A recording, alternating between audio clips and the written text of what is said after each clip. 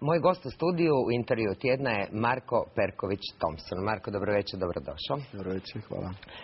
Fašist, nacionalist, ustaša. Šta si ti? Od ta tri što ste nabrojili, ja mogu kazati da sam ja hrvatski nacionalist. Ali taj termin nacionalist često ga žele usporediti sa šovinizmom. Tako da ja mogu kazati da sam hrvatski nacionalist, ne šovinist. Ja ističem da volim svoje, a ne mrzim nikoga i ničim. Kako onda objašnjavaš ustaške oznake koje se ponekad znaju dogoditi na tvojim koncertima i koja je tvoja poruka publici koja nosi ta ustaška obilježja i koji dolaze tako odjeveni na tvoje koncerte? Ja mogu na prste jedne ruke prebrojiti na koliko je koncerata tih znakovlja bilo. Znači, od 130 koncerata koje sam ja u ovoj turneji napravio, na nekoliko koncerata su novinari otkrili takva znakovlja. Ja samo mogu kazati, svi oni koji imaju potrebe nositi vojna znakovlja, neka nose hrvatske pobjedničke vojske, nijedna druga. A onima koji su nosili na tih nekoliko koncerata, mogu samo kazati da ne nasjedaju na provokacije raznih političara i medija koji žele i ovu generaciju koja je stvorila Hrvatsku državu i ove mlađe naraštaje opterećivati sa Drugim svjetskim ratom. Zašto nikada nisi jasno i glasno rekao ja nisam fašist? Ja ne propagiram ustaški pokret. Evo sad prilike za to. Nikada u nijednoj mojoj pjesmi nisam te termine koristio.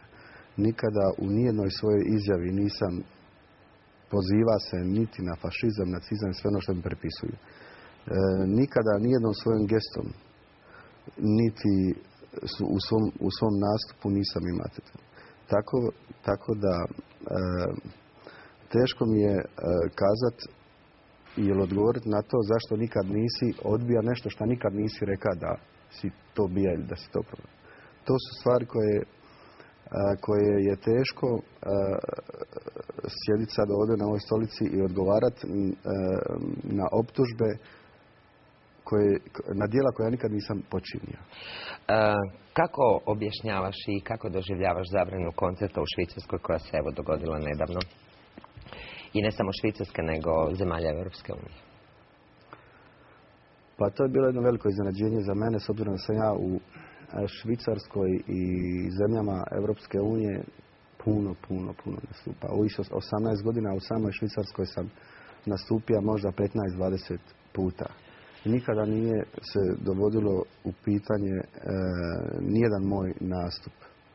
I nikada se o mom nastupu nije u tim stranim zemljama toliko pisalo. Što se sad dogodilo, Marko? Šta se dogodilo? Pa evo, organizator tog koncerta je tražio od policije odgovor.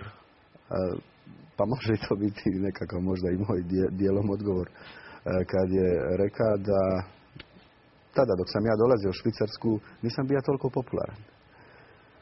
Pa evo, može se možda kazati s obzirom da su ove moje pjesme u zadnja dva albuma, u zadnje ove dvije turneje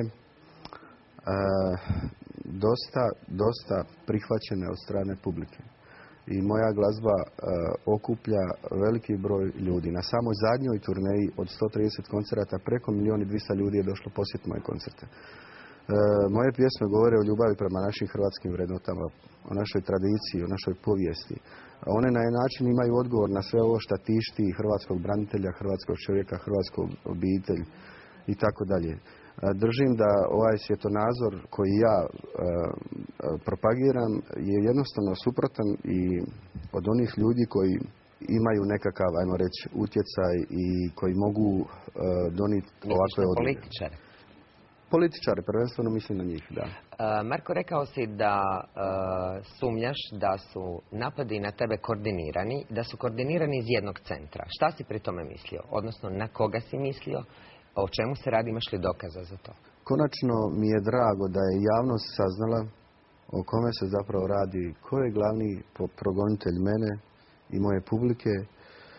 I sad je konačno jasno da iz ureda predsjednika dolazi jedni takvi napadi. Imaš li kakve dokaze za to? To su ozbiljne optužbe. Kako ne? Imam puno dokaza. Imam Može puno li neki ljudi. primjer? Pa evo, primjer da zadnji moj intervju koji sam ima za ovu glazbenu emisiju na jednoj televiziji, ta snimka je morala prvo otići kod njega. Ja sam znao da je to tako. Svaki moj koncert koji sam ja napravio je morala policija odnijeti kod njega. Ovaj biogradski koncert koji je bio isto tako, njegovi ljudi su došli doli, uzeli tu snimku i odnijeli kod njega. S obzirom da je dava intervjue po svijetu, u Njemačkoj, Švicarskoj, Americi i tako dalje, kod istih onih novinara koji su mene napadali, kod tim novinarima je on davao izjave koje su bile zaista ružne prema... Tako da su to jedan dio dokaza, ali meni je drago, kažem, ponavljam da je konačno javnost vidjela da se radi o tom uredu i pojedinim drugim političarima, novinarima koji su također uključeni i da se zapravo radi još jednoj stvari da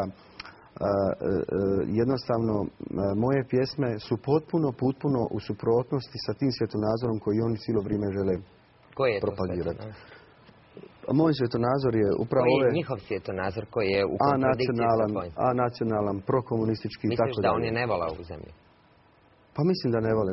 Ne mogu sigurno reći da vole ovu zemlju oni ljudi koji napadaju svoje branitelje, koji iskrivljuju hrvatsku povijest, koji opterećuju ovaj narod, ove mlade ljude sa drugim svjetskim ratom. Mislim da ti ljudi ne vole Hrvatsku. U Biogradu si pred više od 10.000 svojih obožavatelja ljudi koji su došli na koncerte rekao da su Mesić i Kajin izdajnici. Jesi li malo pretjerao?